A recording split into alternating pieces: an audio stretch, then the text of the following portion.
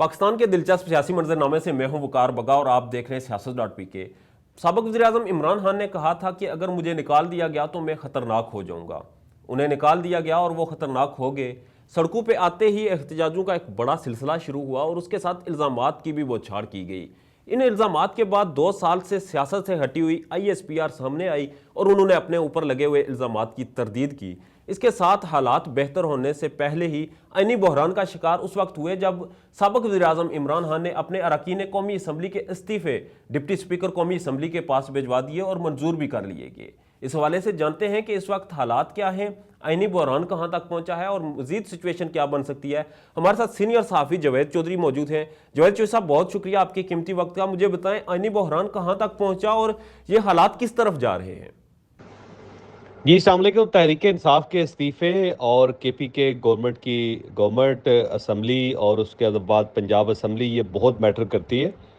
अगर के PTI के इस्तीफ़े कौमी असम्बली से मंजूर हो जाते हैं, जो पूरी कोशिश है PTI की, तो फिर ज़ाहिर है ज़िमनी इलेक्शन करवाना इस हुकूमत के बस की बात नहीं होगी।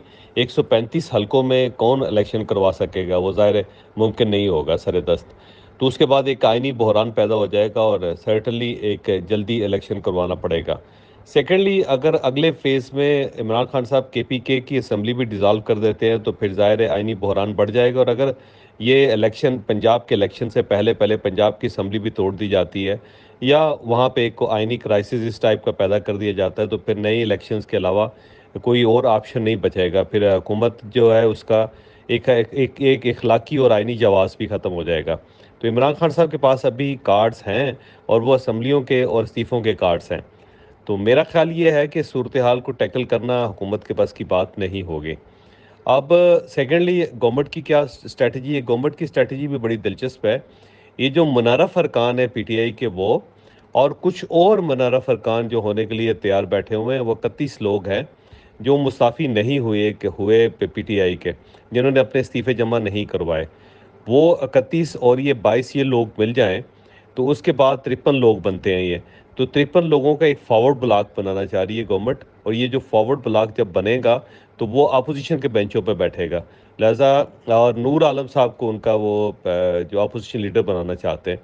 तो अगर ये प्रोजेक्ट गवर्नमेंट का मुकम्मल हो गया तो फिर ज़ाहिर है सूरत हाल डिफरेंट होगी। फिर PTI के अंदर रिफ्ट आ जाएगी और उसका जो फॉरवर्ड ब्लॉक होगा वो ज़्यादा आहिस्ता आहिस्ता ज़्यादा मजबूत होता चला जाएगा। तो ये एक गवर्नमेंट की स्ट्रेटजी है और दूसरी तरफ अपोजिशन यानी इमरान खान साहब की स्ट्रेटजी। इमरान खान साहब जल्द से जल्द इलेक्शन करवाना चाहते हैं और उनको ये सूट भी करते हैं, जबकि हुकूमत इसको डिले करना चाहती है।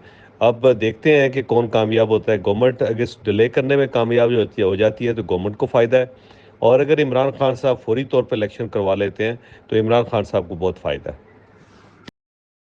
सर, इमरान खान साहब जलसों में चीख चीख कर कह रहे हैं कि उनके खिलाफ बैरूनी साजिश की गई। क्या ये बैरूनी साजिश हुई थी या वो मुल्की सलामती का कार्ड इस्तेमाल करके लोगों की हमदर्दियां गठी कर रहे हैं? जी, इमरान खान साहब का जो बयानिया है वो ज़िद पे कायम है, और वो इस ज़िद में किसी चीज़ की परवाह नहीं कर रहे, ना अपनी पार्टी की परवाह कर रहे हैं, ना अपनी परवाह कर रहे हैं, ना मुल्क की परवाह कर रहे हैं, ना जमहूरियत की परवाह कर रहे हैं।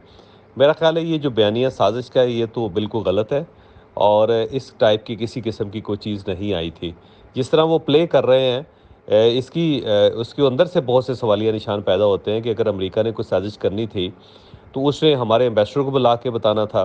फिर एम्बेसडर साहब ने वो मरासला लिखना था जो वजारत ख़ारजा में आना था।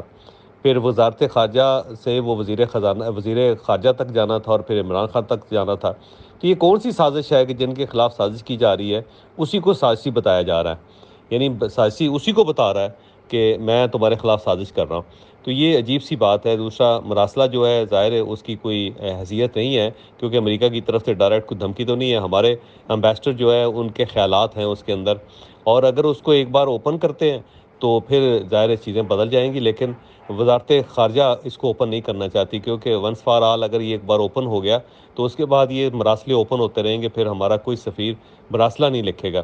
तो मेरा ख्याल ये बयानिया गलत है, लेकिन اب یہ کیونکہ بائے کیا جا رہا ہے، لوگ اس کو پسند کر رہے ہیں، تو عمران خان صاحب اسے بار بار پلے کر رہے ہیں، ہر جلسے میں کر رہے ہیں، اور یہ آنے والے دنوں میں مزید زیادہ کریں گے جب پیٹرولیم کی قیمتیں تھوڑی سی بہتر ہو جائیں گی، یعنی اور اکانومی بہتر ہو جائے گی، جیسے ڈالر اور یوروز بہتر ہو رہے ہیں، یا اس کے علاوہ کوئی معاشی معاملات ٹھیک ہوتے ہیں، یا آئی ایم ایف جو بیل آؤٹ پیکج دے دیتا ہے، تو پھر یہ عمران خان صاحب کہیں گے دیکھا مجھے نکال کے امریکہ اس گورنمنٹ کو سپورٹ کر رہا ہے۔ تو میرا خیال ہے عمران خان صاحب کا بیانیہ جو ہے وہ ہو سکتا ہے ان کو کوئی فائدہ ہوتا ہو، لیکن پاکستان کے لیے بہت خطرناک ہے۔